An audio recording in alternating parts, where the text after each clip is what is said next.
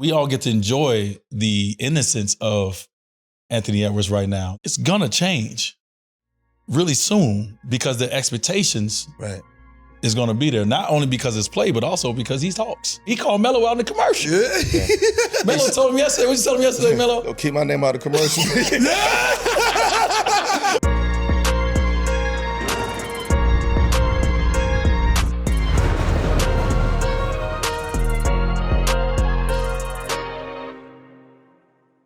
Yo, peace everybody. Welcome back to 7 p.m. in Brooklyn. I'm Carmelo Anthony here with my co-host. It's your boy, the Kid Merrill, the Him and Do-Rag Flap. And this is 7 p.m. in Brooklyn, a Wave Sports and Entertainment original. You know what I mean? Today, ladies and gentlemen, we have a member of the NBA's 75th anniversary team, 3-time champion, finals MVP, 8 times All-NBA, 3 times All-Defense. You know what I'm saying? Get the feet right. You know what I mean? Get your feet right, you're sliding. 13-time All-Star, and the jersey is hanging in the rafters at Marquette and in the 305 with the Miami Heat. He is Heat culture, Olympic gold medalist, D.Wade. Chicago owned in the house. Let's go. You know what I'm saying? Oh, welcome. Thank you. About fucking time. Man, way to bring me out. You know what I mean? You got theme music too? We did. He getting good though on the intros. That was good. Nah, he getting good. That was actually that was 1.5 takes. That was crazy. I'm like Hov in the booth. We got a good production team over here. Yeah. Hey, listen, man. As I said when the cameras are off, production prices is high over here. Going up. We make it look more than what it is though. We stretch it. You know what I mean? We got sponsors and partners. Yeah. I talked to my team. Oh, it's me financially. My bad. My bad, y'all. We got one camera. It's an iPhone. It's cool. Bob do what he do. You got the tripod though. Yeah, we got the tripod. Keep it steady, and Bob keep a camera in the corner. That's how we do our podcast. Started from the ground up. You know what I mean? Let's leave stall Bob out, man. Stall him out. All right. So we gonna jump into it. So the other day, shout out to Bob. The other day, we had Jayson Tatum on the show. Yeah. Right. And we were talking about, I was mentioning to him his body of work in his first couple years of the league.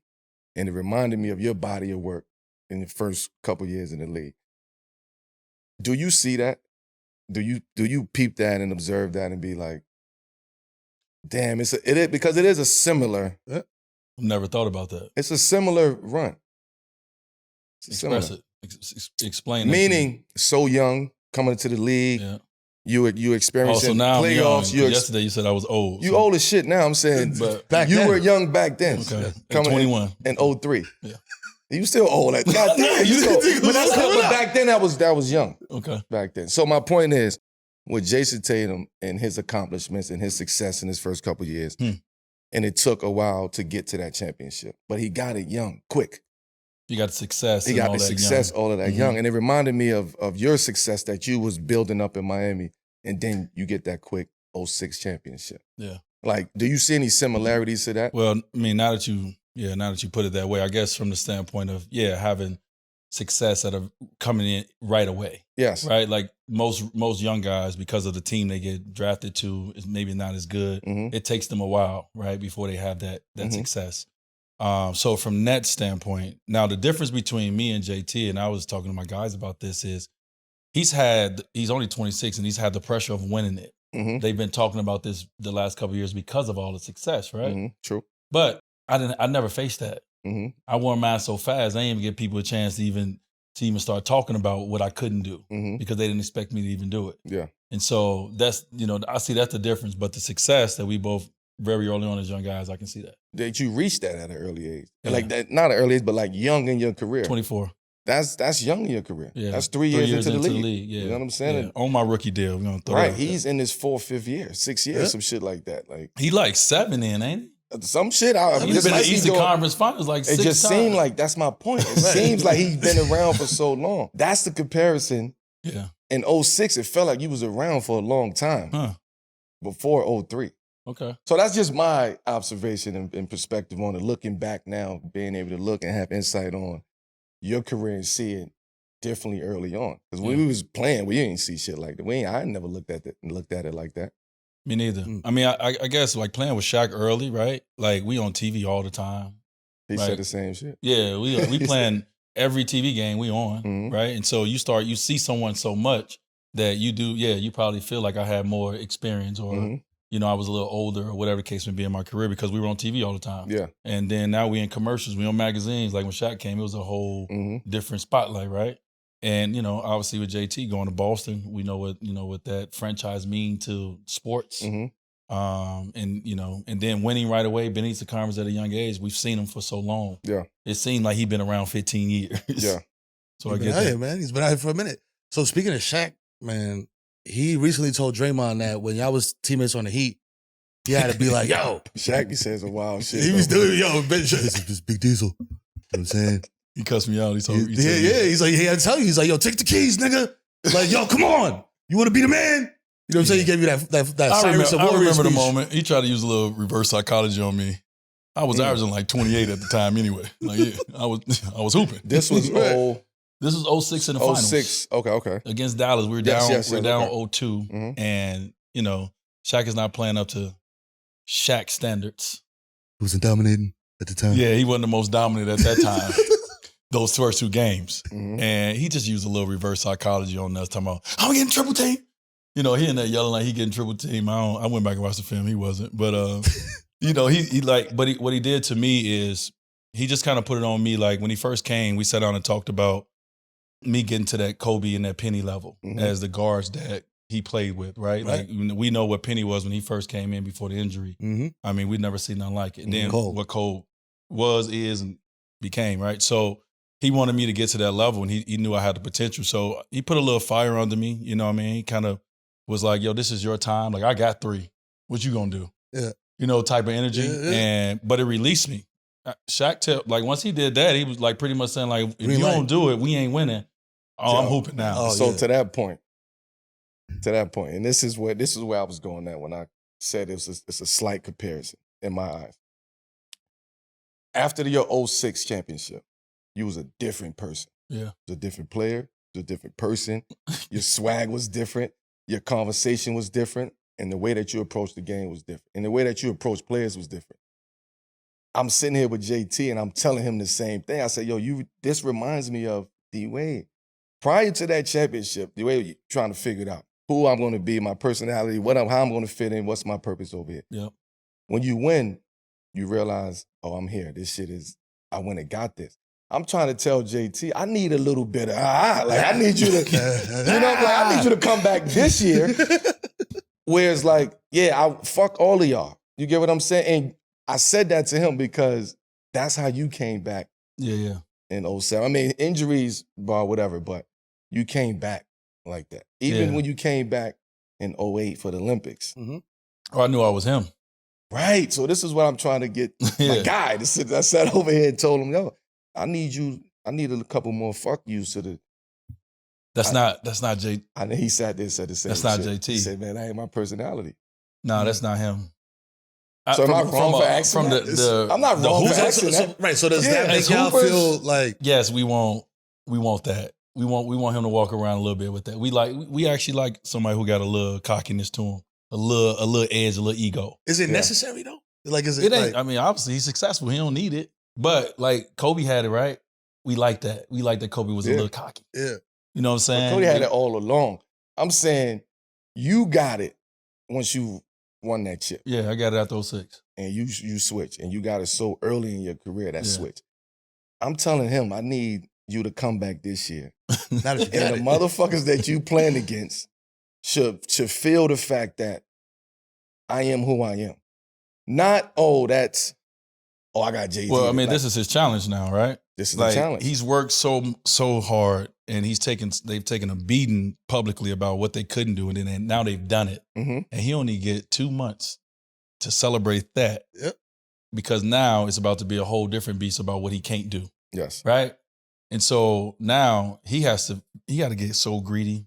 He got to get so, he got to understand that this is his time, and his time don't just come around often. He got to get selfish. He got to get selfish. In a certain way, though. Not selfish in what people think selfish. No. He got to get selfish. And the league is about to come at him different. So that That extra little swag that he needs that you talking about, that he gonna need that because they about to come at him. Okay. When you say that, he got it. Right. What is that? When you say come at him different, what do you mean? Like Because he got it now. You know how it is when a man finally when you get the top position, everybody trying to aim for the top. Right. So he at the top. Even though I ain't saying like when it comes to the accolades of the Finals MVP, we're not talking about that. We know what Jayson Tatum means to the league, and he's at the top of the league. And so you want what he got. So now they got to come and take it from him. Right. And so the way that the competitors come at you is going to be way different than they did before. So he has to be ready for that, and they looking for any sign of weakness so they can get it. So he going to have to come with it. That's where I was getting at. Yeah. I just wanted to spin the block on that. Go ahead, man. You take it from here, man. No, speaking of like competitors, bro, like obviously, like Melo was saying, after that chip, bro, you came back and it was just like, oh, you know what I'm saying? Like, I'm yamming on you motherfuckers like I'm him. It's Wade County, nigga. You know what I'm saying? Fall in line. You know what I'm saying? That was it. That's true, though. Well, where do you rank yourself, you know what I mean, at your position? You know what I'm saying? I don't do rankings. You know what I mean? Not necessarily like 1, 2, 3, 4, 5, but like, yo, like, yeah, I'm in there. I'm in the class with these guys. You know what I'm saying? Like, Yeah. You know what I'm That's saying? the question. Yeah. You know what I'm We saying? want to hear it. I mean, of course, I'm top 75 all time. No, fuck that. We No. We know that. We know we in the class. Keep going. I want you to keep going. I Keep listen, going. Y'all know, look. What we do is we give you flowers and we allow you to receive the flowers. Because we are very early So on. we about to give you your flowers Yes. on this show.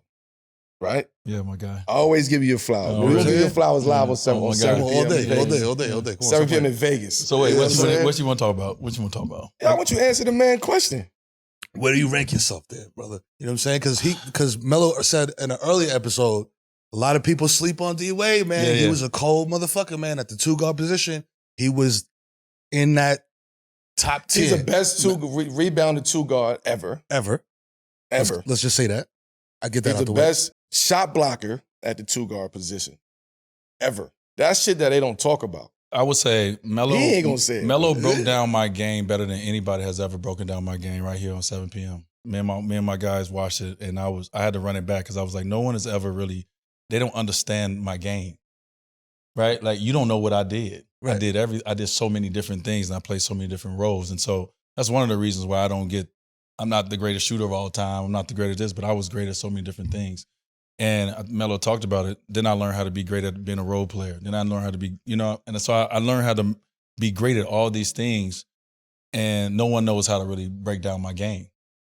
So they look over it and they just go to, 1 or 2 things. But I did so many things in the game of basketball. So yeah, I mean, when I had it. I thought I was going to be, before injuries, I'm like, MJ, I'm coming for you. Yeah. No, I mean, that's my mentality. I know the mentality. So I like when he talked this shit. Yeah, I thought when I he was talk coming for this MJ. I'm like, yeah, I'm going to be the greatest because I figured it out very early in the league. Right. In my second year, I knew I was like, oh. No, matter of fact, at the end of my rookie year in the playoffs versus the Pacers, when Ron Artest, shout out to Ron Artest, shout out to Meta World, he couldn't guard me. Queensbridge. And I was like, ooh, he's the best defender in the league. Yeah. And I'm cooking. But I was faster than him. He was stronger than me, but I was so quick and I was strong. And so I was like, oh, Ron can't stop me. Everybody in trouble. Oh, y'all cook. Oh, So that's right. that was before the injury started piling up. That's inevitable. Life. So listen, man, we out here in Vegas. You know what I mean? Shout out to Las Vegas Apparel for the locale. You know what I mean? Team USA's been training out here. There's a lot of talk, you know what I mean, on the world, closing the gap on USA basketball. Yeah. But this year we got the guys. You know what I mean? The dun, dun, dun, dun, dun, dun, dun, you know what I'm saying? With the theme The music. guys. You know what I mean? Bron, Steph, KD. Yeah. You know what I mean? We All of got them. the forces. We didn't win and got all the Infinity Avengers. Stones. Yeah, all of them. Mm-hmm. So, how do you feel about this team going into Paris? You know what I'm saying, for the Olympics? This team is scary and not in that way. Everybody's automatically look at this roster and they be like, "Oh, we got this. This gold is our gold." Right. It don't work like that. Nah. And so they're scary to me because of that. Everybody's expectations of, we have expectations of winning the gold. Of course, we invented the game, but everyone thinks that this is going to be a clean, easy sweep. Cakewalk. Man, we play. We know it ain't going to be that, right? And so I personally, by being there, being in the locker room, being on the court, I don't look at the Avengers no more. Like when they first got announced, I was like, damn, we bringing it. Yeah. Now I look at the challenges, the mentalities of all these Avengers, because now it's about to get real. And they're going to have to find out in a short period of time, that will play and not play is going to have to figure out how to be a star, but in the role that you have to play for the team for them to be successful. And you know how hard that is?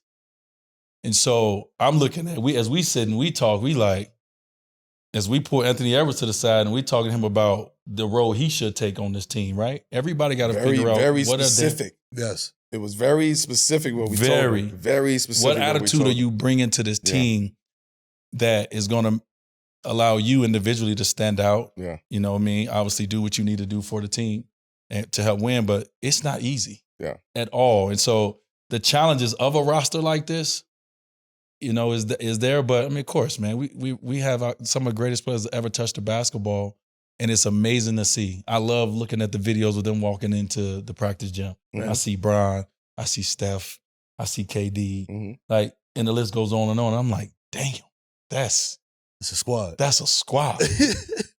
But then I know what that squad got to do to bring that gold back, and it's a little harder because they have a squad, and they don't like we had a squad.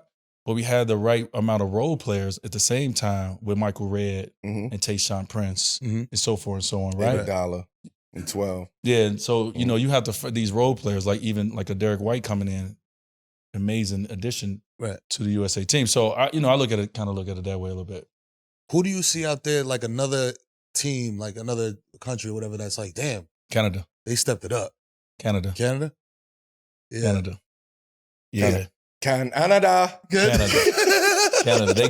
They have. That's what we see. They have the right mixture of talent of guys who are good role players in the NBA.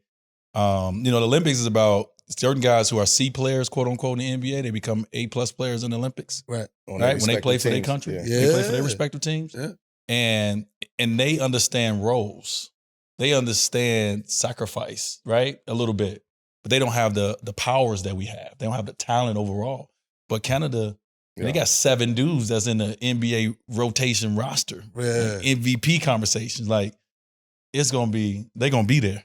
They're going to be in So that's the team I look, I'm like, ooh. The sacrifice that it takes to get on the right page first is a lot. Meaning, there's so many, who's the alphas on the team? Right. Like, when you really look at the team, like, who's the alphas on the team? If you had to ask somebody who's going to take the last shot, even though it shouldn't come down to a last shot, but that shouldn't even be the thought process. But let's just take that question of what's circling around. Who's going to take the last shot? Everybody. That's my point right there that you had to say. Did you get what I'm saying? So there's, when I say sacrifices, right? There's guys that don't mind passing the ball up because I have other great players on my team. Right. There's guys that I would want to see put the ball in their hands when you need a bucket. Right? It's very specific. When you need a bucket, you need a 3. Very specific guys that you go to. And the thing I like about this team is somebody like Bron. And this is what we're talking about Anthony Edwards. With Bron, when it comes down to it, he's gonna dictate the game on what's happening. Right? So if the game is close, everybody thinks, Bron is going to take the last shot or he should take. Nah, he's going to go into who is the best percentage, who's the best person in this moment right now. Who do we trust in this moment? Right? In that moment. We know who he trusts already. We know he trusts Steph. We know he trusts AD. We know the guys he really, really trusts. So now there's KD.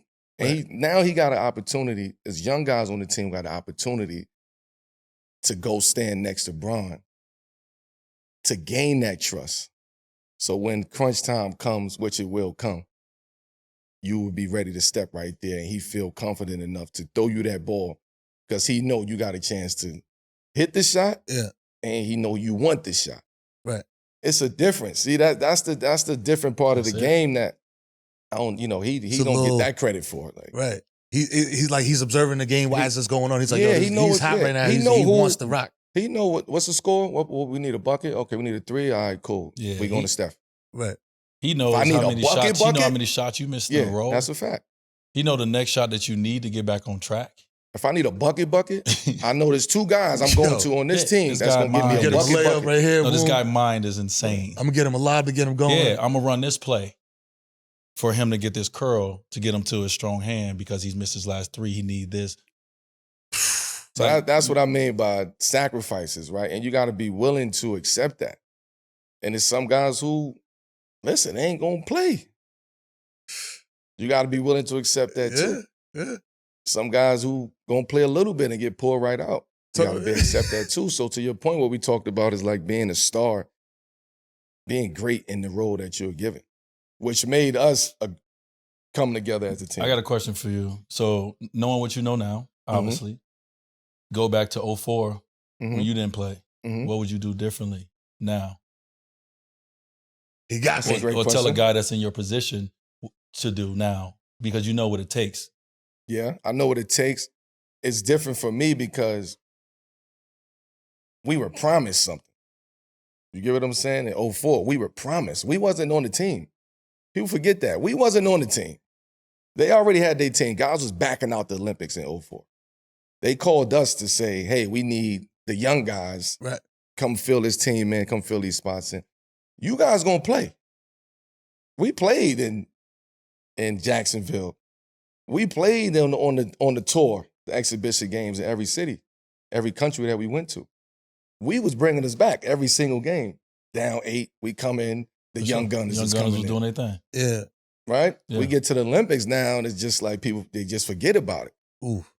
That's a hard pill to swallow because you don't know why. You're 19. You don't know why this is happening. You just told me I'm going to play. You just told me.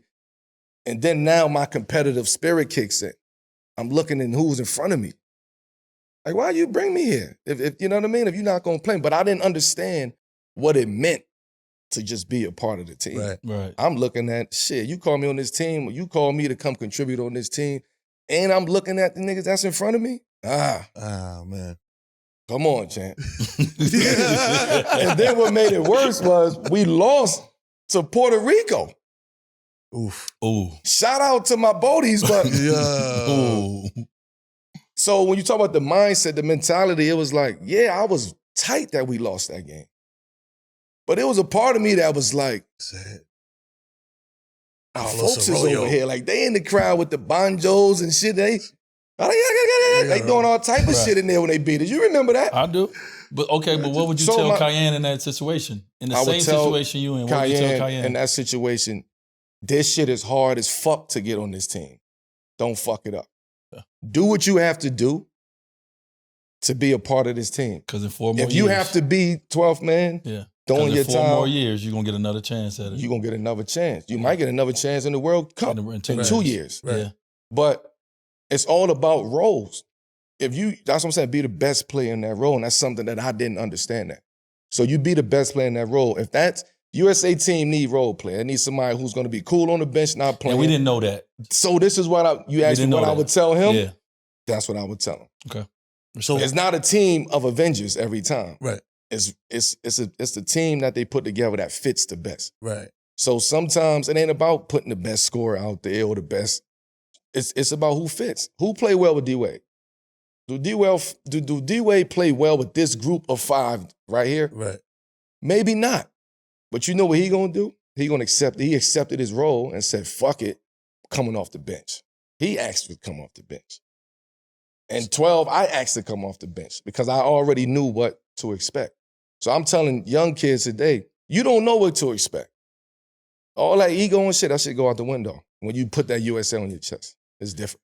Speaking of that, and the USA on the chest and the young guys, who is looking like they ready to take that next step? Because it's looking like, you know what I mean? It's looking like international play. Right. An international play. We don't know. They haven't had the experience. Or in basketball, in their career in general. You know what I'm saying? Generally speaking, because it's looking like, Bron, KD, Steph, it's like the passing of the torch. Mm-hmm. Like you got Ant Edwards, Tyrese Maxey. But so this is why this is important. This is why this moment is important for those other guys. Because the torch has to be passed to somebody.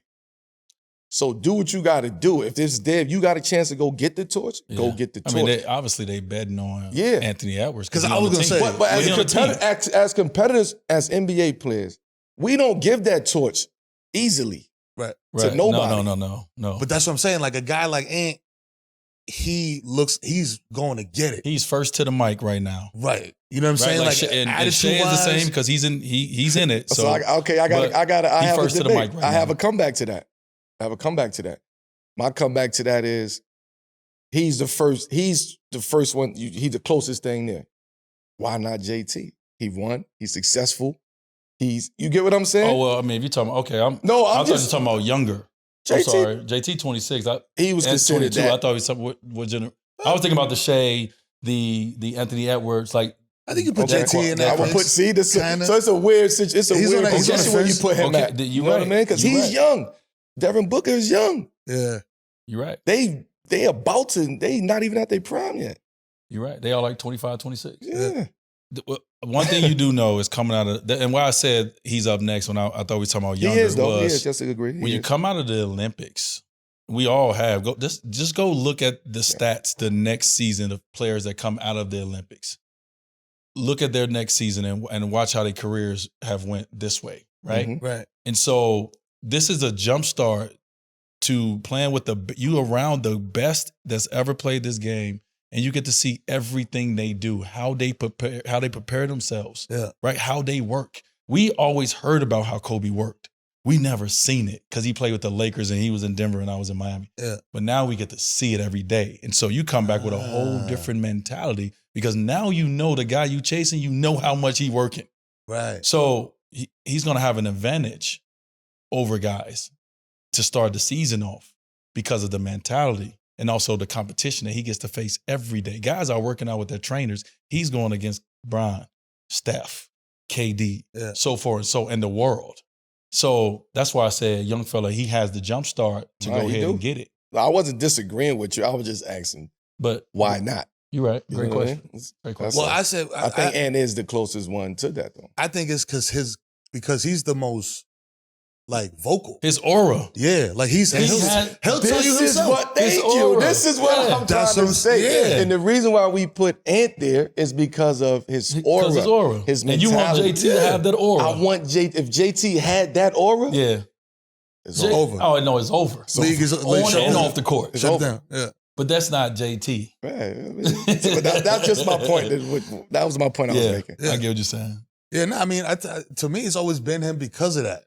Because of that energy that he has, that he carries, bro. And there's no, you know what I mean? There's no switching up. You know what I mean? He is who he is. He stand on it. They asked him, who's going to take the last shot? First day in camp. Me. What you mean? Who the fuck else am I going to say? Fuck you mean? Fuck is y'all talking about? Who the best player? Me. Fuck is y'all talking about? Like, that mentality. And he'll say it. Like, he said we think it. Well, he said it. He said it. For a room full of reporters. Who's to take the last shot? What? Yeah. What? Fuck you for me. Yeah. Who else? But I say that. I love this shit. I love it. And what I hate is in 2 years, if he don't, the media gonna change on him because he's telling you what he's gonna do and he's doing it. Yeah. Right. But if he don't get to what he's saying, if he don't go do it, now it's gonna be what he can't do. JT was in that situation. JT was in that same situation. So I mean, we all get to enjoy the innocence of Anthony Edwards right now. The media is allowing. Everyone is playing the clips. Everyone is laughing. We love it. It's gonna change really soon because the expectations is gonna be there. Not only because it's play, but also because he talks. Yeah. He called Melo out in the commercial. Yeah. Melo told him yesterday. What you told him yesterday, Melo? Don't keep my name out of the commercial. Straight up, don't keep my name out that commercial, man. Yo, you know what's crazy? Keep my name out your commercial, whole shit bro. was like, what was it? He was shooting threes with the left hand. in the shit. Yo, we pull up to the gym. I look over, he's shooting threes with the left hand. Yeah. I love him. No, I love him. Shout out to Coach Cream. Shout out to Coach Cream. Yeah, he don't mean no harm about it. He just about business. Yeah, that's him. But to his point, everything shifts and goes and ebb and flows. Yeah. Right? So for him, I want to see him at 25, 20. I want to see him with JT at right now. 4 years from where he at right now. The curve. He's gonna be different. And I'm not encouraging it, but I'm interested to see what is the narrative around him. So at that point, I have this thing that I talk to my guys about, and I'm gonna use myself as an example. I interrupted the system when I won my championship. Yes, I interrupted the way that it goes. Yeah, and I'm looking for who's going to be the next guy that's going to interrupt the way it goes, the way it's supposed to go. And Right. I'm looking at Ant like, you got it. You're 22. You got to go interrupt just the rite of passage. You got to lose in the Eastern Conference Finals. You got to lose in the that. You got to earn it. Right. I interrupted it. I didn't do that. I went and got it. Third year. Boom. Nope. I wasn't supposed to be in there. That's Kobe and them. They supposed to have been winning all of them. Right. So I'm looking at like, who's going to be the interrupter in this new generation and not wait on their turn. Mm-hmm.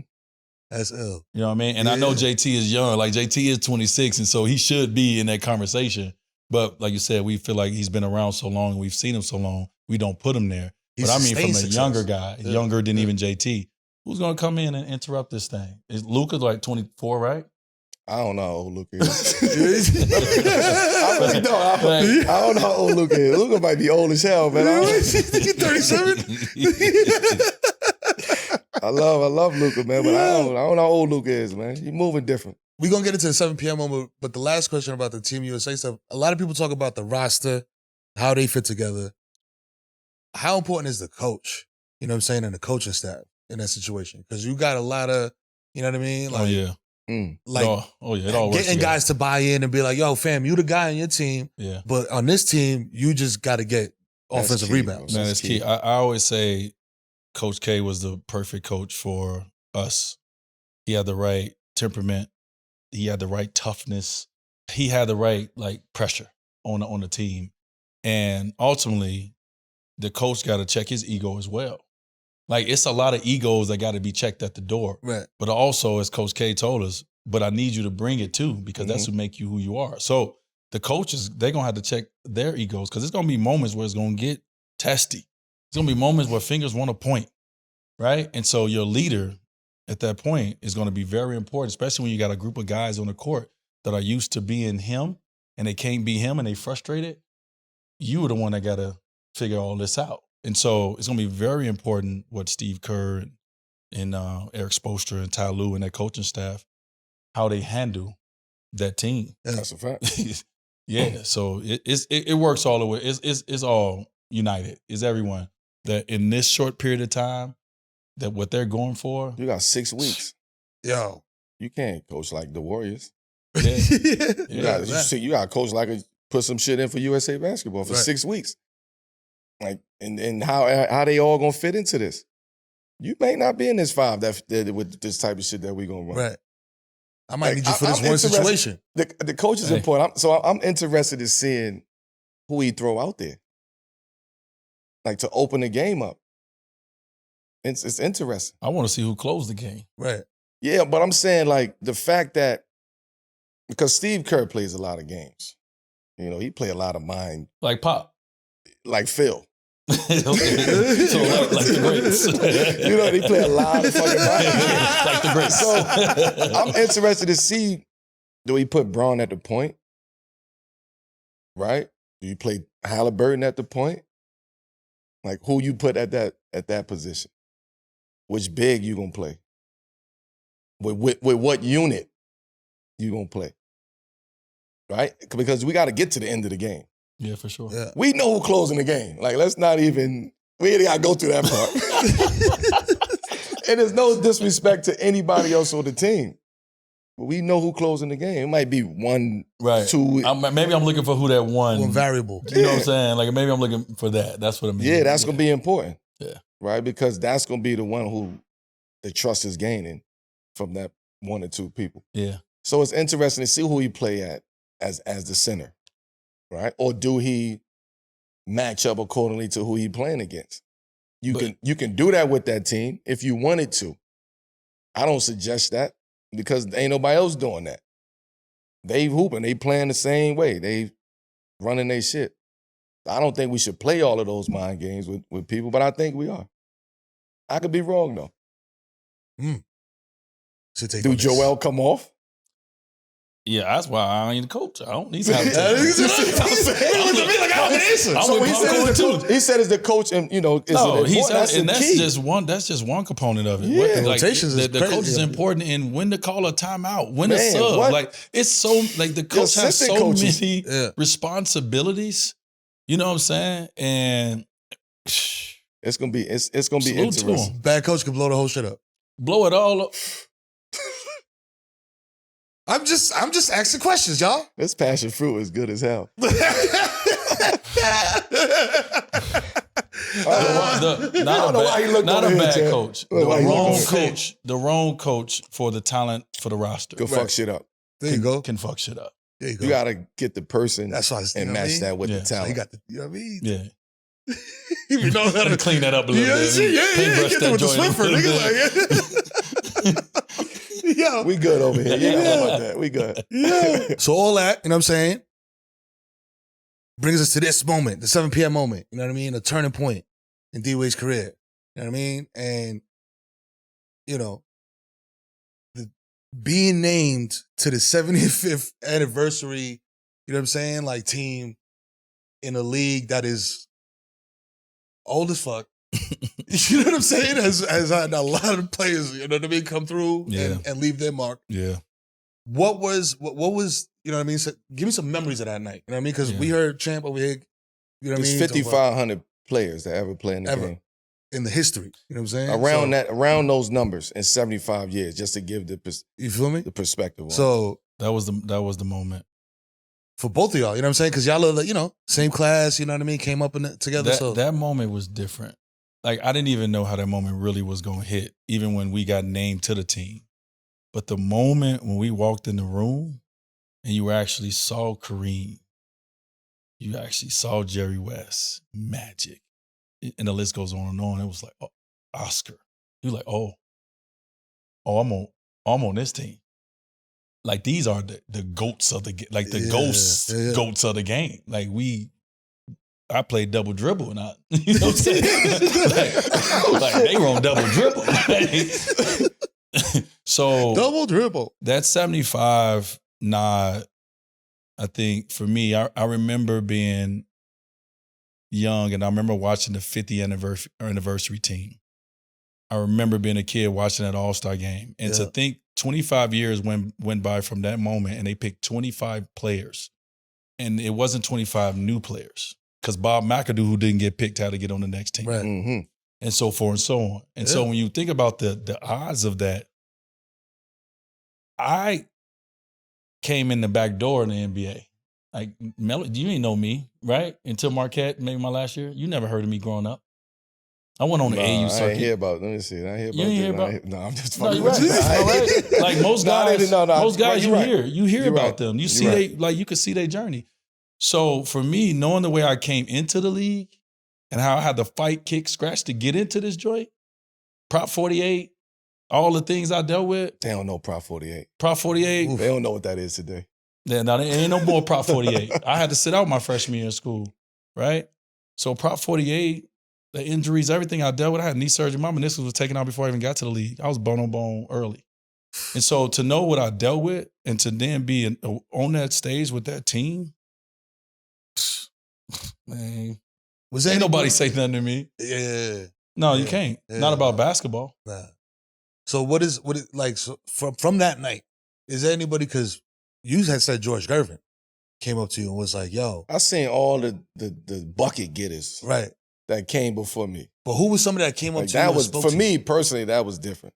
Like, to see those guys that is considered, bro, like, that was these insane, are who's the best at your position. Yeah. Like, forget everybody else. It's like, this is who the best at your position. Like, like how you like, I tested these niggas. Like, how you stand here with this group, the George Gervins and the Dr. J's and the, like, it was crazy. Yo, I got a story. Like, I don't even know if Melo know this. You got Magic. You got Jerry West over here. You got Kareem over there. You got McAdoo over there. Like, you got guys that, you got Iceman, George Gervin, just like, he looking like, damn, I'm shit. Do I belong here? Right. So when you see that type of interaction, and people just zoning out. Like, damn, I'm really here. I'm really here. Like, we was the young boys in the crew. Right. We couldn't say shit. Like, we got to play our part. And it was a crew. And we 75. We all 75. Right. We all part of the same team. Yeah. But you got to play your part. You got to play your position. Like, these are, and it's not playing your position. It's just giving old and a nod to who came before you. So you would say you had a story? Yeah. So, all right. So we in the room, right? And we have already taken this top 75 photo. Now, the photo moment was crazy because it was me, CP, Melo, Bron. Like, that was crazy itself. But we had a moment where they broke out into your positions. Ooh. So you got the ones, you got the twos, you got the three, so forth, so on, right? So the ones are about 6 foot. Chris Paul, John Stockton, Isaiah Thomas. So the twos, we looking at them. Magic was over there with them. Yeah, but Magic went like He was a hybrid. He was like a hybrid. Yeah, he was a hybrid. So as the twos, we, Jayson Kidd, Gary Payton, myself, all of us, 6'4", 6'5", whatever. We looking at the ones like, look at them little motherfuckers. Them motherfuckers can't fuck with us, right? We talking shit. Mm-hmm. We look to our left, you got 6'7", 6'8", you got Melo, you got his and they looking at us the same way. They just like, look at them little motherfuckers. Bro, you remember that? Bro, what I'm talking about, literally, we looking this way like, man, they can't. We talk shit like, yo, the twos here. We got this, we got Mike, we got Cole, look at them little, and then we look this way, and they look at us and say the same thing. Like, look at them little motherfuckers. We looking at y'all looking at us. Power forwards looking at us. We were sizing each other up. Yeah, that's a fact. Like, the greatest ever played a game was all still sizing each other up. Yeah, the competitiveness, The competitiveness in that room was like, yeah, you here, but like, you can't fuck with me. Still, to this day. But like, real, like, sizing them. It was like shit talking in there, too. For real. You know, it was like, man, you know I'll bust your ass. You know I would have bust your ass. I'll bust your ass in 78. You talking to this is 75. This is... You're talking about one of the greatest basketball moments that we've ever experienced. That had to be some world-class shit talking going on in that room, dog. Like, yo, you ain't fucking with me. You was never fucking with me. The shit talking in the room. With me in 89. The shit talking in the room was crazy. But the moment was black. Was when MJ came in. When he came in. I ain't never. Yeah. We're talking about aura. You're talking about aura. Let me tell you something. When he walked through, just aura. That's it. Everything changed. Yeah. The kids were like Cyrus and the Warriors. Like, you know when the coolest person walk in the room? Yeah. You cool until the coolest nigga walk in the room. Yeah. Man, when MJ came in, it gets silence. Yeah. Everybody was like, "Oh, he's sizing niggas up from the tunnel right away." Stop it. He walking past you. Yeah, man, I'd have bust your ass. Like, he's sizing everybody up. But yeah, you saw the clip with him and Magic that went viral, right? They all saw the clip. Yeah. That was right away, and that's the moment where I was just sitting there, and I'm like, I'm listening to Jordan and Magic talk shit. Really talk shit though. Yo, like put your sneaks on, let's go right now. And I'm like, I'll tear your ass up right now. Oh, they serious? You know what I'm saying? Yeah, niggas have like if they was breakdancers, they would have just started breakdancing. Like, you know how back in the day you pop, like they would have did that. That you know what else I do? AI. To see how they embraced AI. Like, we know AI. We've been around them. But to see how the older guys was embracing them, it was like, because that's hard to embrace. Right. Like, if you really want to get technical. Because, again, because your point of us sizing everybody, we sizing each other up, they looking at, yo, how the fuck this look? Like, he's great, but how the fuck he doing this? He's little. Because he's little, bro. They telling his little ass, you little motherfucker, how you do this shit in the league? Right? But the energy that they gave him, you realize, like, okay, they respect him. His aura is different too. We just see him all the fucking time. And it's like we don't appreciate that. Right. But them two in there was like, energy switched up when they were there. Dr. Like, J. Shit, yo. You know? Like, it's interesting to see, like, the torch being passed was in there. From the Docs to the Magics to the MJ. Like, it was Isaiah's, it was passed in that room. And to see Bron in there too with that, like, as a fan, like, you know what I mean? Like, niggas are sizing him up too. For real. Okay, this is what this is like, huh? Let me see what this is about. So, hell of a room though. Right. So all this is happening. All these greats is in the room. The competitiveness is in the air. On the other side of that, does anybody holler at you and like give you game? Like, yo, young buck, let me put you on a in that room. Woo. You know what I'm saying? In that room? Yeah. You like, Fuck y'all get you shit in that room. Get the fuck out of here. Ain't no game giving out in that room. And no game giving out. But like I do say like my entry, like it's kind of like the right, like you said, it's some people that when you walk in the room, they kind of like they pay you the respect. Mm-hmm. They give you the nod. You know what I mean? And so for me, when I walked in, it was Magic. Mm-hmm. You know what I'm saying? But and Magic gave you the number. Magic gave you that before. He gave me that before, but when as soon as I walked in the room, because he gave me that, and you know, you try to be humble. Familiar with that? I'm familiar with it. He was the first person I seen when I walked in the room. He made you comfortable, and he was like he just looked at me like, D.Wade, we here, like. And for me, it was kind of like he welcomed me into the club, the basketball heaven, to the club. Like, come on in, son. Shit, yeah. But one thing about Magic, he did that to all the young guys, though. Like he did that. Like you belong. Like you here, so we can talk now. Yeah, I can't talk to you. You ain't in this room, so I can't. The conversations become different now. Yeah. Now we can really build. So that all of them was waiting in the room. In the room, that, they was already in there. Right? They telling you like, all right, now you did something. Like they entered, like we're joining their team. Yeah, mind you, them niggas been on here for 50 years. That's right. We've been doing this. On the team for 50 years. Yeah, we joining their team. So that right there for me was probably the most fire moment. When I walked in, I saw Big Bro like, welcome to the heaven gates. It's like he was the gatekeeper. Open the door for you. It got to be Magic, bro. I can't think of nobody else. You know what I'm saying? Because he'd be like, hey, you know what I'm saying? You got this gotta be Magic. Smiling and shit. But yo, listen, a season after the Redeem team, you know what I'm saying? Go get that goal. Y'all formed the big three, the Heatles. You know what I'm saying? You, Bron, Bosh.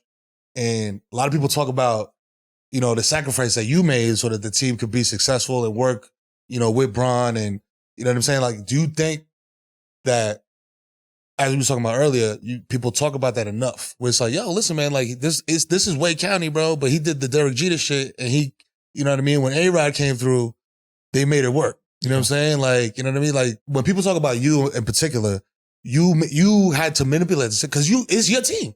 Yeah, that was a tough decision. You got a chip. Yeah, I mean, I made it look like it wasn't tough, but it was. Well, I think I'm the best player in the world. You know what I'm saying? And you got that energy. I'm coming off of. It was tough, but you know when we come in, man, it was our era when we came in. They say that if you want to be mentioned with these individuals, you got to win championships. And so even though individually I thought I was a bad boy, I knew that I couldn't individually do it by myself. And I knew I didn't do it by myself the first time. I knew only reason that I was a champion because I was gifted to have Shaq on my team, Gary Payton on my team, Antoine Walker on my team, and so forth and so on, right? And so I'm back in this seat again where I'm like, all right, I'm 28, but I know how it goes. We only get older and you only got a certain opportunity to strike. And so that free agency moment was really my opportunity as one of the oldest ones out of all of us to strike. Mm-hmm. You know, if I make the wrong decision, I'm in it with one championship and whatever the case may happen. And so for me, when we got the opportunity and realized we could play together, we got an opportunity to realize we could play together. Like, it took me to really compress my ego big time. And I didn't even have a huge ego because I didn't always grow up a star. Right. I grew up a role player who eventually became a star because of my work and because of my opportunity and my moments. But I had to go right back to that. And it was in Miami where I had built Wade County. I turned a city into a hoop city with my teammates. And it's not just me. But that was hard. I ain't gonna lie. It was tough. But man, you know what? I feel like that was the best move for me to make to get the things I wanted out of the game. And what I wanted out of the game was I wanted them Larry O'Brien trophies, man. Yes. You know what I'm saying? I wanted it because I already had one. And I knew that feeling. And I was like, I need that again. And so this is gonna be my best moment in my career with free agency where I control it, where I could put myself in the best position to get that again. Right. And so the sacrifice was made individually, and to play with, you know, one of the GOATs in our game in the city that I have built, you know, worked hard to build it and finally get my own. But it was bigger. It's in my mind at that time. I made sense out of it. I'm not Serena. I'm not a tennis player. It's not an individual sport. It's about the team. It's about what you ultimately want. And this is the best opportunity to get that. And so you're going to figure it out. Coming from, you said like being like coming from Marquette and being like, you know, underrated and, you know, did that help in making that sacrifice? You know what I'm saying? My personality, first of all, just how I am in life, it helps. You know what I mean? Like you got to know who you are. And so I knew that my personality, even though I have an alpha personality, I also understand how to, you know, look at perspective and look on the other side and move to the side. Like I got that ability to be able to sometimes take a break and look, you know what I'm saying, around and see. Some people who are so great, they just looking this way. And I got the ability to be able to stop, you know what I mean, and make a different decision. And so, yeah, was it tough as hell? Yeah, it was tough. But also, too, I think I was the perfect person to play that role. It ain't a lot of people that can play that role. Bron is an amazing player, but you got to learn, you got to work around him. Right. And to work with him. And so, as you've seen, the first years we were together, we did everything together. Right. We did every interview together, every press conference. Every time you seen him, you seen me. Because we had to be so lockstep because I knew everybody was going. Nobody wanted it.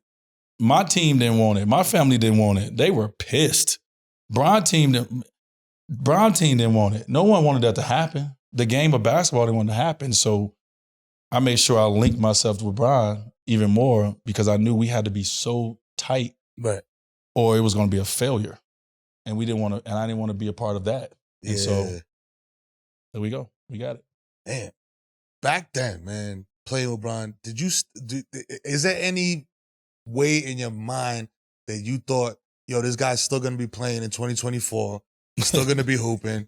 He's going his son is going to get drafted. Come on over, champ. You done made history already, motherfucker. The son is here, baby. Bring your ass over this side, champ. Enough is a fucking enough. Like, come on, dog. What are you doing? You know what I mean? We got a lounge shit and everything on this side for you, Tom Brady this thing, man. No, we've never seen it. Right. We saw it. Kevin Willis. Well, you know, at this. He said Kevin Willis. No, you're right. We saw Kevin Willis play, 21 years or something like that? Robert Parrish played 30 years out of the 75 of the NBA. Oh, yeah. But we ain't see it at a level. Yeah. I just said, that level you can't sustain that. So you don't see that, and you definitely don't think 27-7. You don't think you're gonna just be that. You encouraging him to keep playing? Me? Yeah. Tell him, bro, come on, man. Come on. Hey, man, listen, I love watching him play basketball. Nah, that's a fact. I love watching him play basketball, man. I love him to death. You know what I mean? Because you the one thing you know about the game is, he's obviously blessed by the man above, that his body, outside of all the things he personally do, you got to be a little lucky too. Right. You got to be blessed. So he's definitely blessed with the man above, with them genetics, with his body to be able to hold up. But outside of that, it's the mental that is impressive to be able to go this long and be that great, because the work that you got to do year after year after year, when you lose a step every time, he's obviously conquering it. And he's not going to cheat the game. No, he don't cheat the game. So it works. Yeah. What does that feel like though? Because you said, you said you lose a step every time. As a guy who is competitive and is like I'm the guy, you know what I'm saying? Like, what is that, mentally, what does that do? You know what I'm saying? When you're like, damn, dog, like I used to be able to do this. You find ways, but you get better in other places as well. So when you lose a step somewhere else, it helps you slow down and get better somewhere else. So, even though you might lost a little athleticism here, then it slowed you down and made you a better post-up player. Mm-hmm. Ooh, okay. Or, it made you a more patient pick-and-roll player, because now you can't fly off the pick-and-roll, split it, and just dunk on somebody. Now you got to come off split and floater. Right. So now your setup got to be a little different. Yeah, you know what I'm saying? Your movement's got to be a little bit more methodical. Like, it makes you an overall probably better player, but you are losing steps every year. Mm-hmm. You know what I mean? Of course. So you got to up the skill. Yeah. You know what I mean? All right, so you play with Shaq, you know what I mean, with Bron. What was the most fun playing basketball that you had? You know what I mean? Like, your favorite team. Give me a team, a year, and a lineup. I mean, Shaq. And playing you with talking about versus Shaq and versus playing with Bron? And of all your whole career in the NBA. I mean, my rookie year. There wasn't no expectations. We just hooping. We was terrible. We were terrible? We was terrible. Like, we started off 0-7. We were terrible. So roll the ball out. Let's just go have fun, Let's right? just do it. You're making a name for yourself. You living your dream out for the first time. The road trips are new. You know what I'm saying? The hotels, going to these hotels, it's exciting. Like the first year for me was the funnest year I played in the NBA. Mm-hmm. Then I got Shaq in my second year and it became business.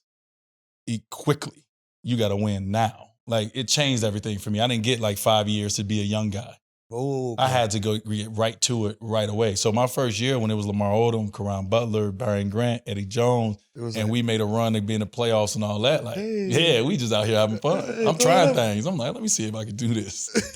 And so for me, the most fun I had was that. But when it came to the most, like the next level of knowing I was in the league was when Shaq came. Because he's a global celebrity star icon.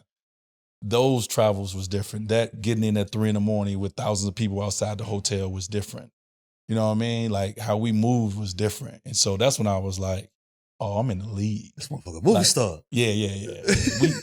It's different. Yeah. They actually think I'm cute now. Like, this is crazy. This is great. I know I wasn't voted most cute when I was in high school. This is great. Yo, you said they looking at me now. Hey, Mel, they looking at me different now. You hear me? I know what they was looking at me. My Check rookie. changed. What about you, champ? Them dollars changed. Yeah. I mean, that nigga look cute now. Yeah.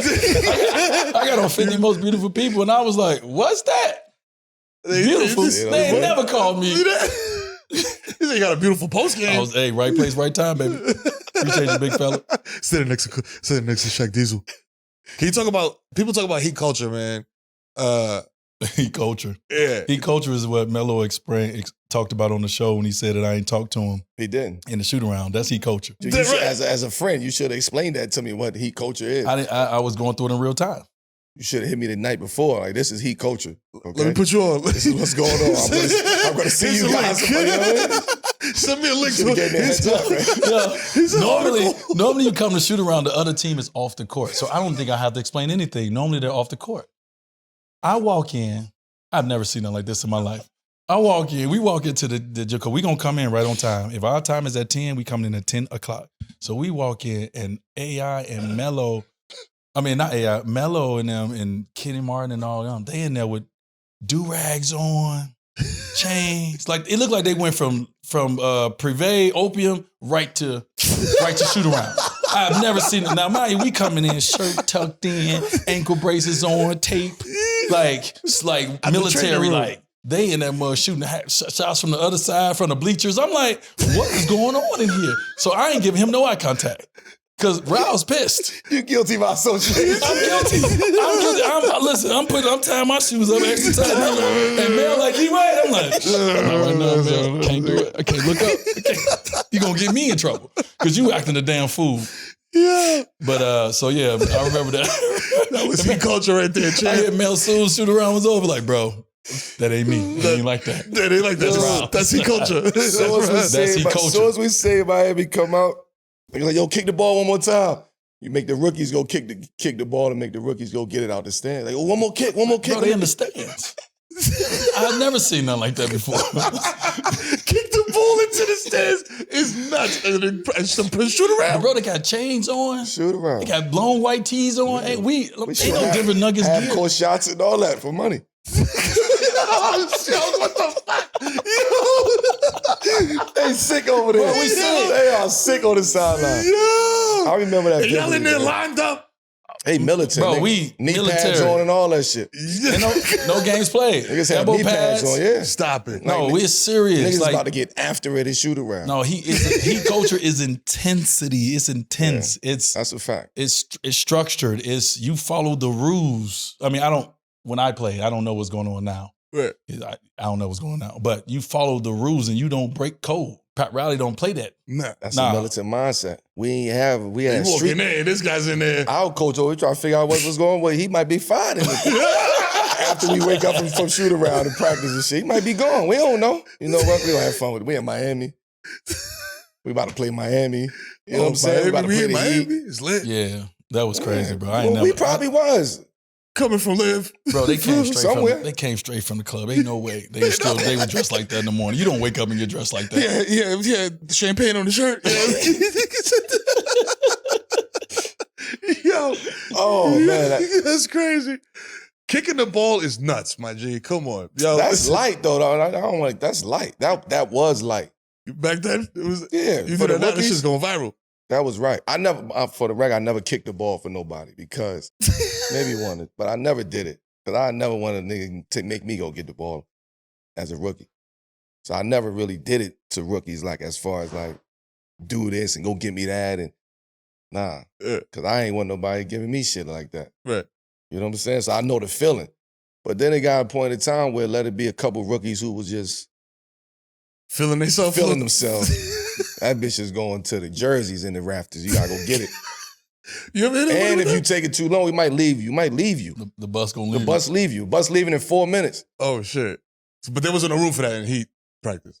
No smoke. We ain't playing those games. You know, and none of those games being played. And later, but what about later on in the career, in the other locker rooms that you was in? You was doing that type of shit? Yeah. See what I'm saying? Chicago was different. See Chicago what I'm was saying? different. My 1 year there was. You coming in as a vet and a hometown guy too. Yeah, I was enjoying it. I ain't even hold you. I was the problem then. You was the nigga kicking the ball to the stands? No, I wasn't doing that, but it was just, it was more like, you know, I coach, fly to Miami. What time practice gonna be? When you want it? This time. Like, we couldn't do that in Miami. Right. Yeah, so I set a bad precedent. I apologize. Jimmy Butler was on that team, so he probably picked up some bad habits from me. I was old. I was like, man, I get to live the NBA experience for, you understand, I was in military, baby, for 14 years. I got 1 year to get out and stretch my arms. I was like, I'm about to take advantage. So I wasn't really a good vet to them guys, man. I apologize. But it's good that you got that. It's good that you got that early. It wasn't about y'all. It was about me. I apologize. It's good that they set the tone for you early, whereas you got a chance later to enjoy it. Yeah, I only got. Whereas I enjoyed it, and I had to get serious. Yeah. As I started coming around. So now it's like you looking at niggas laughing and practice. Like, what the fuck are you doing? Right. Yo, come on, what we doing? It's like the mentality shift. Yeah. But I'm glad I was part of that experience of kicking the ball in the stands. Yeah, I got to enjoy it when I wasn't that good no more. but I still have my status. You just can't free at that point. Yeah, I still have my status. But the name was established. Yeah, already. but I wasn't that good no more. You know what I mean? Like, to my standards. I ain't talking about to average basketball standards. I still could hoop. But to my standards, I was like, all right, you ain't him no more, but I still got my status, so let me use this card. Right. Damn. You know what I'm saying? Let me use this gift card. You ever hit a moment, I know we're going to get to the 7 p.m. moment in a minute, but you ever hit a moment where you was like, damn, I'm nasty? You know what I'm saying? So when was the moment, though? When was my gear didn't even fit the same no more. Was it Cleveland? Did you feel like that? Was nasty. Yeah, that's when I was nasty. But mentally, did you feel like, this is nasty? Yeah, I was ready to retire. I got to get out of here. I was about to, I couldn't, I needed to get out of there.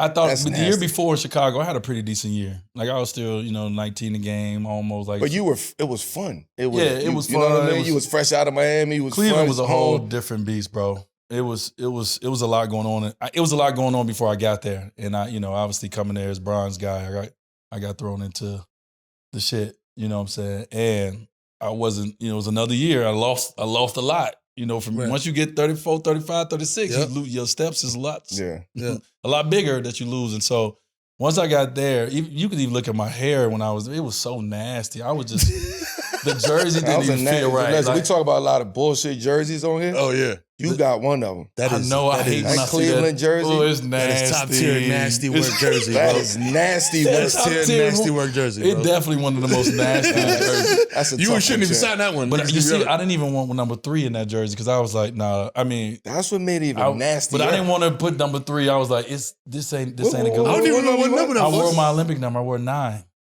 Cleveland 9 is nasty. Yeah, hopefully you forget about it, like type number. You know what I'm saying? Cleveland 9 is nasty. It was a cool experience. They got me out of there quick to the motherfucker though. Listen, I was out of there Somebody so just fast. put that shit down at the Goodwill like, damn, I ain't picking this one out. I need the Heat. Man, listen, that's cool. I appreciate Cleveland. Way to send me back to Miami. Shout out to Cleveland. Shout out to Cleveland for sending me back to Miami. They was like, you know what? Let's send him back. He need to go back. He needs some sun. Go get some sun over there. This cold weather shit ain't for him. Florida's for retirement. Go do your thing over there, bro. They let me go back and retire. All these steel mills and shit, this ain't for you over here, Shaq. They could have cut me. I was so bad. They could have just cut me in. I wasn't that good then. But you say you came in as bronze mans, y'all both played with Kobe and Bron. I'm not gonna ask the obvious, who was better, because they both is apples and oranges. Yeah. But off of that apples and oranges, how are they similar and how are they different? You know what I'm saying? Like, because y'all talk about the way Bron prepared, but y'all also talk about the way Kobe prepared and got ready for the season and the training and the diet and the regimen and all that type of stuff. So that's one similarity, but what's like other ones? They were similar because they both went out to greatness in a way that we've never seen. Like, they had certain characteristics of what made them similar in their chase for greatness, the sacrifices that you have to make, right? They're similar in those different pillars, but they are total opposites when it comes to their actual ability to be great. Yeah. It's not even, it's not even in the same conversation because they're so different. They're so polar opposites. But the pillars that they needed to chase, the GOAT conversation, obviously they had to have the same, mentality. It just was portrayed different. Right. Right. Like Kobe has this mystique about him that he was just like he just worked so hard all the time. Right. And Bron don't have that. But y'all, you've never seen Bron work. Like Bron work. I've never seen nobody work like him neither. It's just different how they work. You know what I'm saying? But like, I think the greatest I've ever seen LeBron is because I got to see him in practice every day. I have never seen nobody be that consistent in practice. Like, you're going to consistently dominate. And so the level of obsessiveness that they both had is the things that we can say. But the way they did it. Totally different. Totally different. like Kobe, like you hear stories that Kobe show up when he want to practice sometime. Right. Bron, first one there. Yeah. Student. Like he that student that get the first one there to, the brownie points. Like Right. He that student. Front of the class. Yeah. And you know what I mean? So just different. We have homework tonight?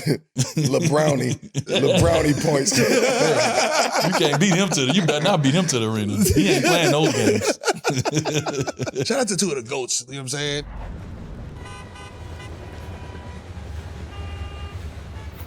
Now it is time for the number one segment in America, ladies and gentlemen. Is that real or you just trying to get that's that? real. We polled the nation, we polled across the country, you know what I'm saying? Uh-huh. And it came back 99.8% of America loves this segment. Number one segment in America.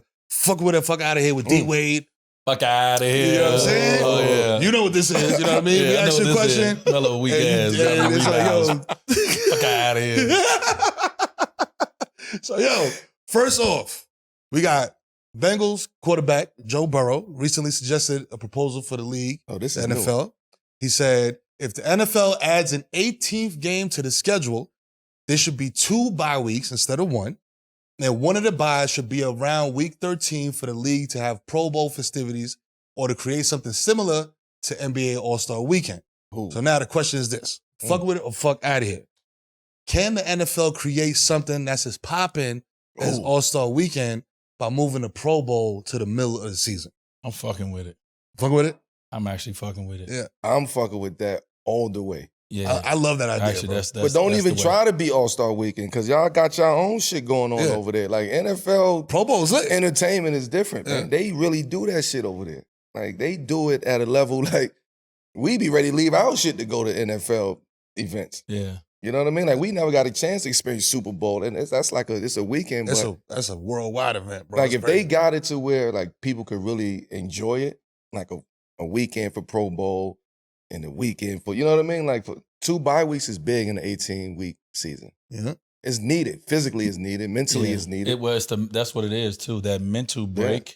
Like the All-Star Weekend, no matter what people say about it, the players need that mental break in the middle of the season before they go off and finish the next 35, 40 games, right? And so in the NFL, you want to talk about that the break that they need. And so, and then to be able to be All-Star Weekend where all the stars are there, that's something different, right? And so I love that Pro Bowl idea to put that, especially now that it's not tackle, right? That is it's like flag football, like they can go do that. And so flag football, you gotta stop. We gotta stop. NFL players gonna be mad at you. Stole them out, shit. Because it ain't, they gonna say D-Wade, this ain't no fucking flag. No, I can't do what they're doing. First of all, this ain't no flag football. But I'm saying they ain't tackle no more.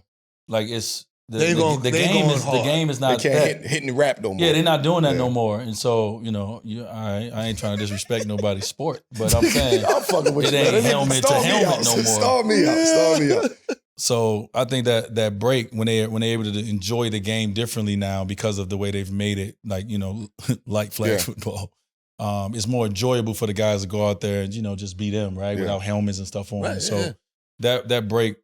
I fuck with it. That 18-week season, I fuck with it. 2 breaks, I fuck with it. Money. Yeah. Easy money. They about to open them doors up to private equity. Ooh, so come on. That's why they being creative. You're a big investor over here. You know what I'm saying? They try to be creative. Right? They have to be creative to switch it up. And especially to bring awareness to Pro Bowl. You have to give Pro Bowl its own moment. You can't have a Pro Bowl game Saturday and shit. Niggas like, no. Get this shit out of here. No, niggas gotta be off. Like, let everybody enjoy the weekend. Right. Follow up. Do NBA players care that the NFL is gonna play games on Christmas now? Because Christmas was like, yo. Yeah, I fuck out of here, No, this is our moment. Y'all got Thanksgiving. Right? I mean, y'all got the food day. Like, the give thanks day. Nah, I agree. I was never in the league. The food, friends and family, food, y'all got that day. Like that, y'all own that shit. Yeah. To me, y'all Christmas own is Sunday. Yeah. Y'all own Sunday. Y'all own Sunday. It's church and y'all. Who owns Sunday? Like, church and y'all. Like, come on. And y'all got Thursday night. And y'all got Monday night. You got Saturday night too. Saturday, come on, man. Nah, we want Christmas. Nah, Monday. Fuck out of here. We want Christmas. No. Christmas, that's our shit. Yeah, that's our. They bogus for that. Fuck Don't do that. Here. And they would try to throw the Dallas Cowboys against the Giants or some shit on Christmas, making history. No, get the fuck out of here. No, it's Nick Celtics, motherfucker. Yeah, come on, we want that. That's Christmas is ours, dog. That's it. Yeah, you're there. From two of the greatest. You know what I'm saying? Yeah. Next up, we got Andre 3000. Shout out to 3 Stacks. He was a guest on the shop, and he told a story about International Players Anthem, the UGK joint banger. You know what I mean? That had 3 6 Mafia and Outkast on it. Andre said that Pimp C was mad about the verse because he took the beat out. Oof. And, you know what I'm saying? He's like, yo, who the fuck does this sweater vest motherfucker, yarn hat, think weird, and shoulder pad motherfucker think he is? You know what I'm saying? Like, goddamn it. But I think it had to be Bush, had to Bun B, my guy, you know what I'm saying? Convinced Pimp, RIP, that the beat drop would set him up to really shine. You know what I'm saying? And the rest is history. So are we fucking with it or fuck out of here with Andre changing Pimp C's beat on International Players Anthem just to, you know what I mean? Adding his little to let him shine? Right. Oh. I think if I can paint what a picture is of that moment, you ever seen a picture when I'm like this? Yep. And Brian like this? Yes. That's what he did. He set him up so cold. Because when that beat dropped, and he was like this. Yeah. Set him up. So go to work. So, yeah, I'm fucking with I'm going to throw you the ball. You just catch the ball and do whatever the fuck you want to do. Whatever you want to do. That's what he did. I fuck with it. Real image to go ahead off of. That's Andre 3 Stacks, though, man. That's cerebral. He's a genius. Musical genius. You know what I'm saying? All right, listen. Steph has been out doing press in Vegas. You know what I mean? He made headlines. And he ain't come over here?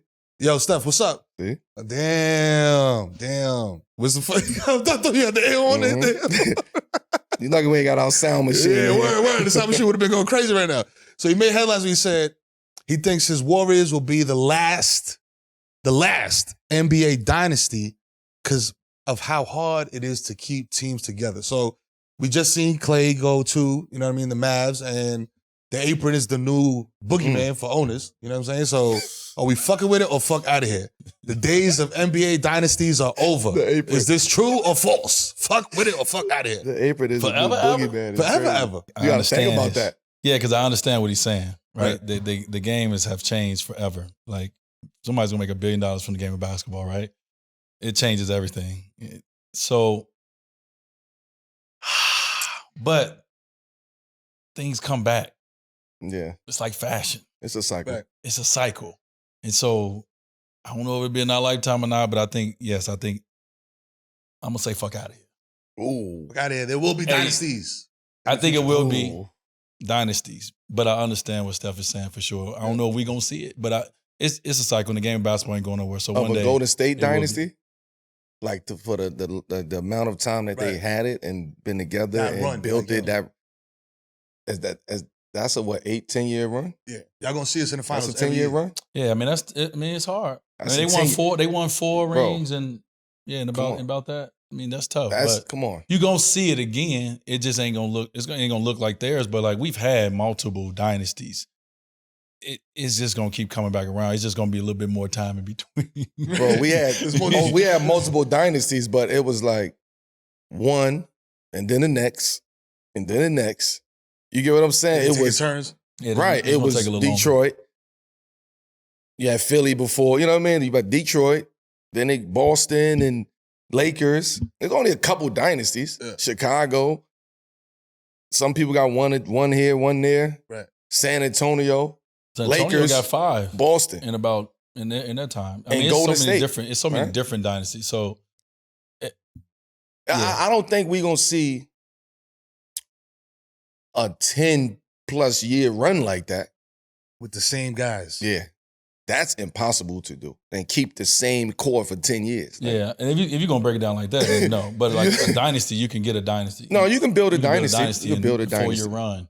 But I think he's saying Golden State's dynasty, right? Like exactly how it was the done. days of NBA dynasties is over. Right. We drafted these guys. We developed them. You ain't going to see a Golden State dynasty. Yeah, he's not going to be like that. But it'd be another dynasty. It just won't look like Golden State. Boston driving it right now. Yeah. They can create another. Yeah. That's what I'm thinking. I'm like, yo, it got to be a group of guys, like you said, that's down to like sacrifice and come together and be like, yo, listen, let's keep this shit going. It ain't a group of guys. It's upstairs. Right. And in front office, they have to be. Right. And it has to be consistency in upstairs. Yeah. And that's the hard part. And even on the sideline, the hard part is forget the players. There's no consistency on the sideline. Coaches getting fired every day, B. Continuity. It ain't no continuity. So you got to find that. Once you find that, right? Like Pat Riley been there for 100,000 years. Facts. And everybody else. Right? Like, that's why you can look at the Heat and say that the Heat has that same kind of aura to be a dynasty. They build multiple championship run teams in different generations. Yeah. Every year, everybody's like, yo, they're a threat, bro, somehow. No matter what the roster is. So the Heat is a dynasty. Mm-hmm. To me, I mean, I'm a little biased, of course, but it'll be, so that, like, to your point, that consistency has to be with the people who are making the decisions. Yeah. You heard front office? So Utah, we building a dynasty, baby.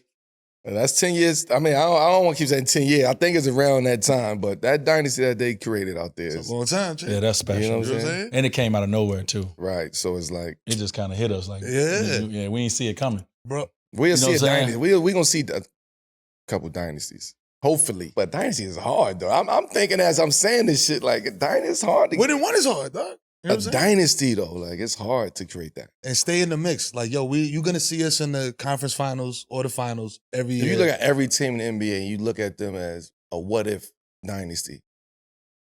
Yeah, but he made a statement, like, the days of, like, it will never, ever, ever happen in basketball.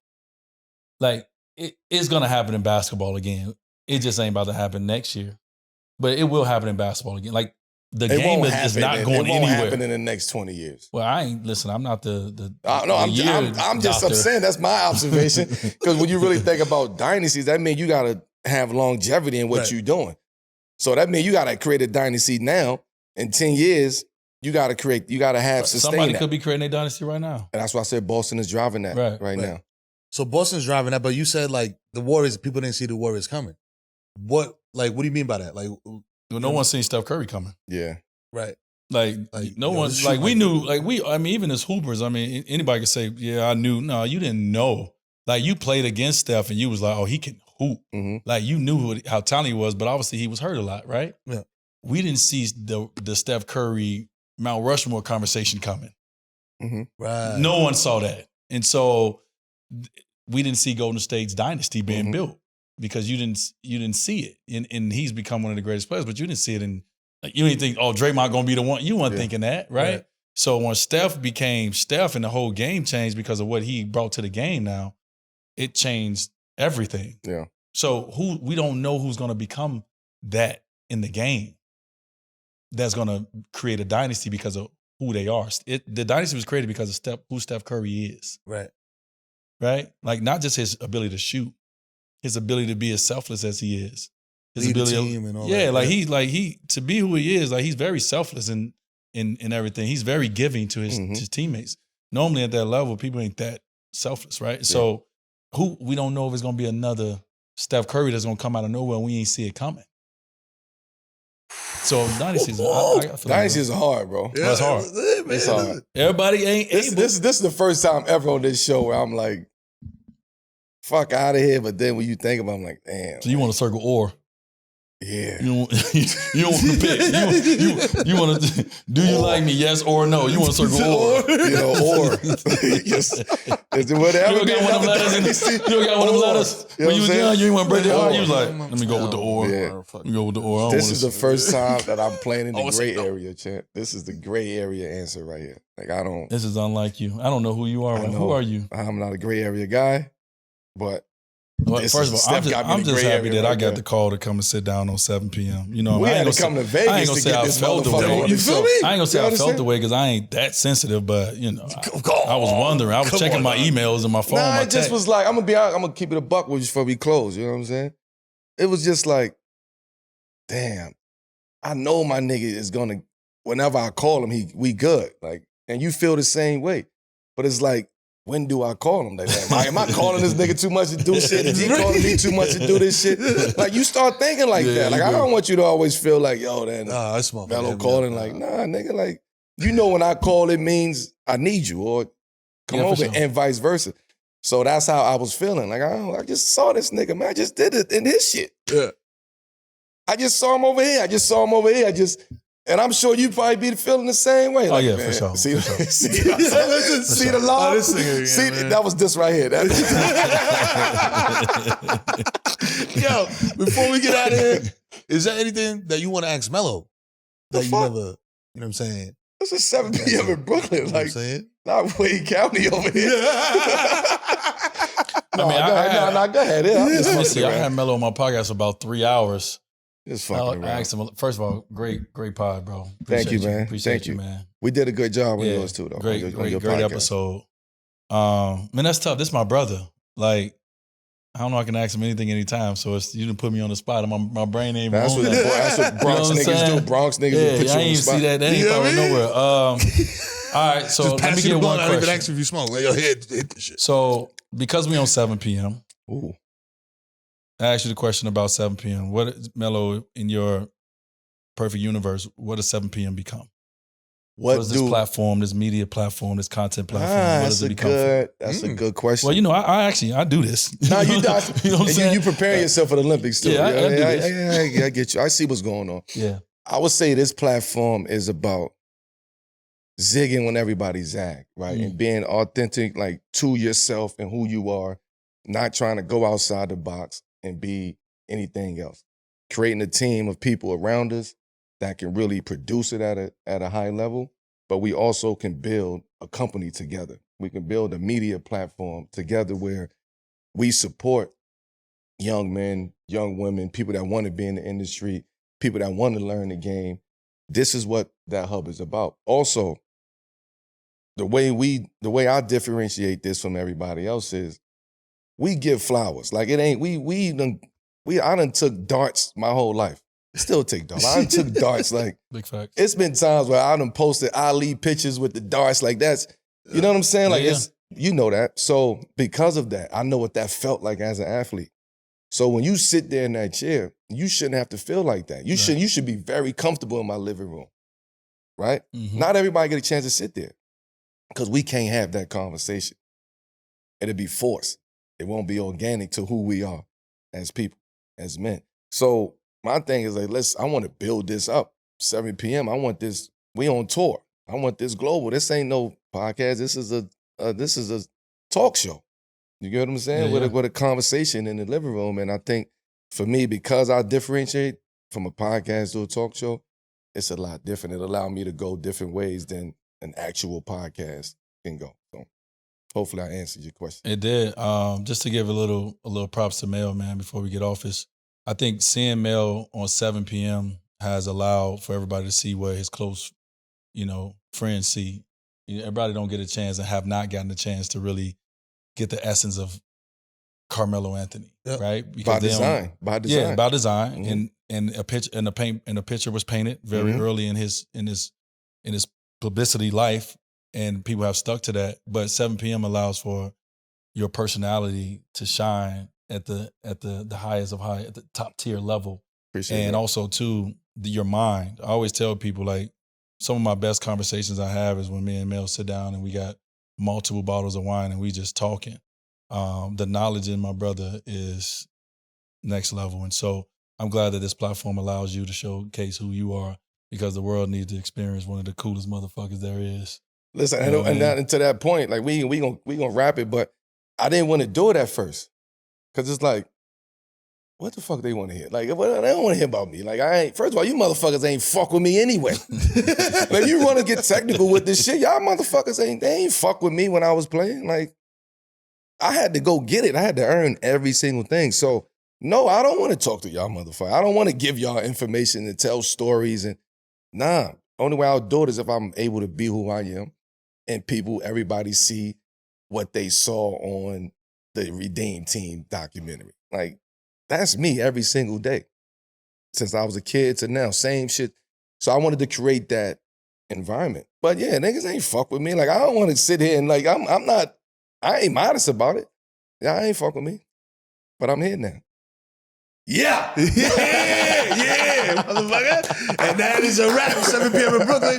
Shout out to D.Wade for coming through, man. Yo, this is an honor. Yes, Red Hook in Vegas, you know what I'm saying? Carmelo Anthony, the guy, you know what I'm saying? The kid married the human direct flap. This is 7 p.m. in Brooklyn, y'all. Stay locked in. Hit that subscribe. Hit the bell so you get notifications. Watch it live. Comment on the comment, man. Let's get this shit shaking. You know what I mean? I need 500,000 subs by September.